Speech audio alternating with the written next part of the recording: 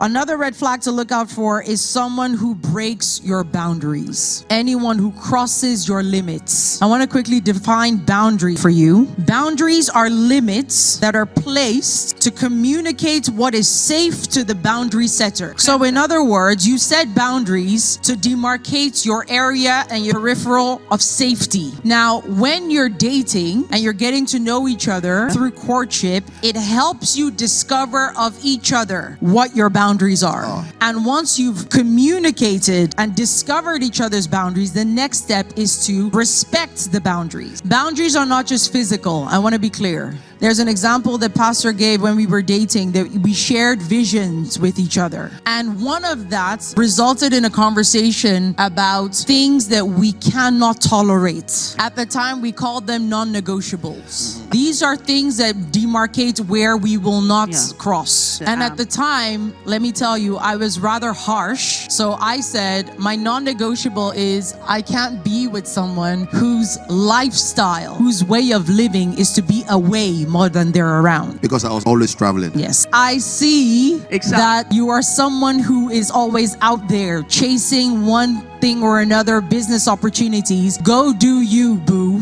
But I can't imagine building a life with someone who's gone most of the time. How so? Who's gonna take care of these kids? That was when we were dating. That was my non-negotiable. Little did I know that the Lord had other plans. Now he's carrying our man of God from nation to nation to nation to nation. But guess what? The Lord is not leaving me behind, because I'm following you from nation to nation. All to say, it is important to talk about your boundaries. Speak them out. Be real. Be open. And watch out for people who know your boundary and cross them repeatedly over and over again. It is their way of communicating that their needs matter more than yours. It is actually an extension of selfishness. And it foreshadows what you will meet in marriage. Let me quickly say this. One of the boundaries you must set as a woman is no sex before marriage. Any guy that insists that they will sleep with you before they marry you, they are not, I repeat, they are not your husband. Run. The Bible recommends that we set ourselves apart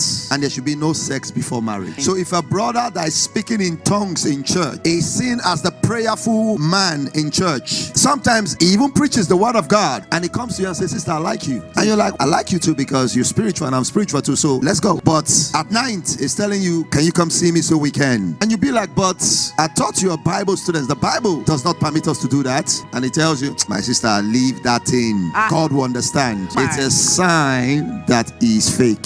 Let me say this, and let me say this clearly. Any